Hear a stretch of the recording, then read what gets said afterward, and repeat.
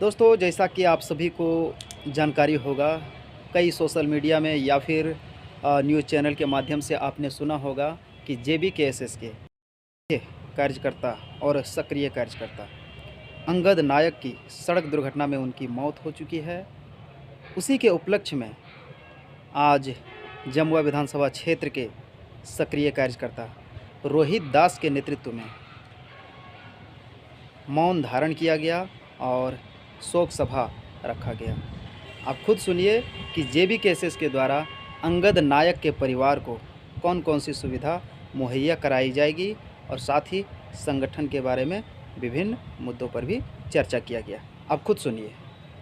आज हम लोग जमुआ विधानसभा के लंगटा बाबा समाधि स्थल के धर्मशाला में हम लोग आज बैठे हुए हैं। आज बैठक रखा गया था। हमारे एक महत्वपूर्ण साथी टी अंगद नायक जी का कल देहांत हुआ। उन्हीं को श्रद्धांजलि सभा, साथ ही जमुआ विधानसभा में संगठन का कैसे विस्तार हो, संगठन का निर्माण कैसे हो और एक मजबूत संगठन जमुआ विधानसभा में कैसे बने, इसी की मंत्रणा के लिए आज हम लोग सब बैठे हुए थे।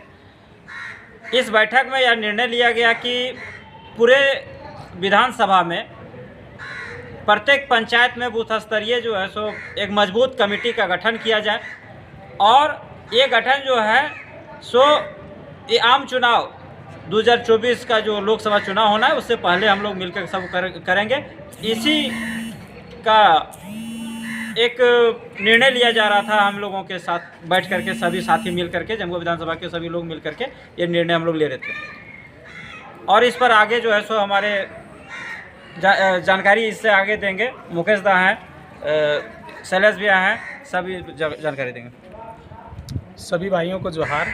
सबसे पहले हम अपने छात्र युवा साथी टाइगर अंगद नायक को श्रद्धा सुमन अर्पित करते हैं। झारखंड के छात्रों ने एक बहुत बड़े साथी को खोया है और पूरे छात्र के साथ साथ जेबीकेएसएस की पूरी टीम उनके परिवार के साथ खड़ी है आज। और आज यहाँ पर बैठक करने का मुख्य मकसद था कि जमुआ विधानसभा को किस स्तर से मजबूत किया जाए, सभी साथियों को कैसे जोड़ा जाए, जयराम महतो के विचारों को घर घर तक कैसे पहुँचाया जाए, बूथ को कैसे मजबूत किया जाए, 1 बूथ 10 यूथ का हम लोग संकल्प भी लेकर के चले हैं और इस तरह से संगठन को किस प्रकार से मजबूत किया जाए। और वर्तमान समय में अभी कोडरमा लोकसभा चुनाव है, उसको देखते हुए हम लोग पूरे ज़ोर शोर से जमुआ विधानसभा का तैयारी कर रहे हैं। कोडरमा लोकसभा में ये क्षेत्र पड़ता है, जमुआ विधानसभा क्षेत्र, और साथ ही साथ कुछ दिन के बाद लोकसभा के बाद जमुआ विधानसभा चुनाव भी होगा और उस जमुआ विधानसभा चुनाव में हम अपने प्रत्याशी को कैसे चुनाव जिताएं, इस उम्मीद को लेकर के आज हम लोग जमुआ विधानसभा को, संगठन को मजबूत करने के लिए एकत्रित हुए थे। सबसे पहले सभी लोगों को जोहार।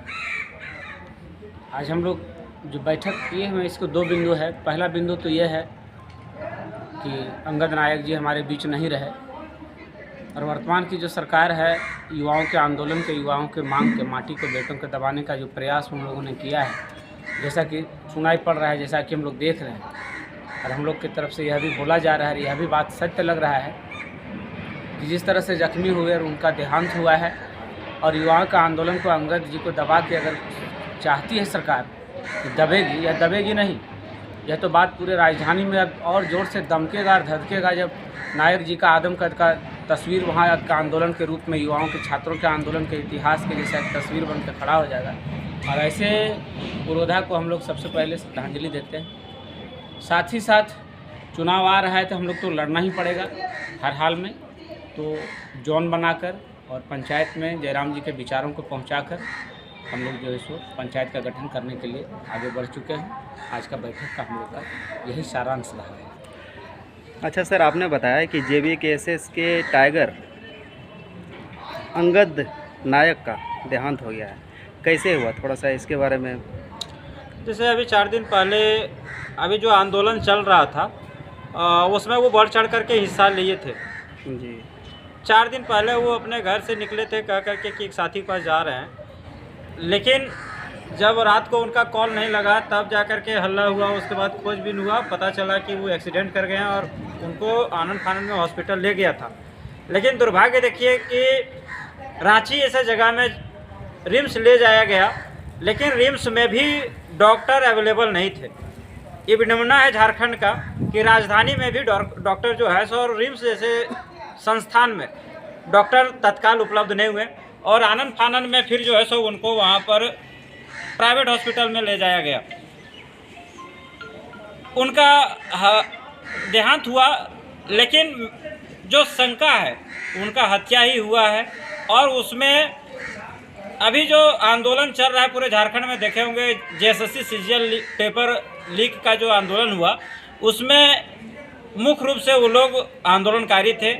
और हम लोगों के ख्याल से हमको लग रहा है कि उनको षड्यंत्र के तहत उनका हत्या किया गया है। उसके लिए वहाँ पर कल पूरा जाम भी रहा, और वहाँ प्रशासन जो है सो आश्वासन दिए हैं कि इनका बढ़िया से सीबीआई जांच किया जाएगा और इसका उद्भेदन किया जाएगा। अच्छा, मृतक के परिवार की हालत कैसी है, इसके बहुत बारे ही में। दयनीय है। देखिए, एक चीज़ तो कहेंगे कि जेबीकेएसएस के साथ जो जुड़े हुए हैं कोई बड़े लोग नहीं हैं, सब जो है सो झारखंड के दबे कुचले लोग हैं।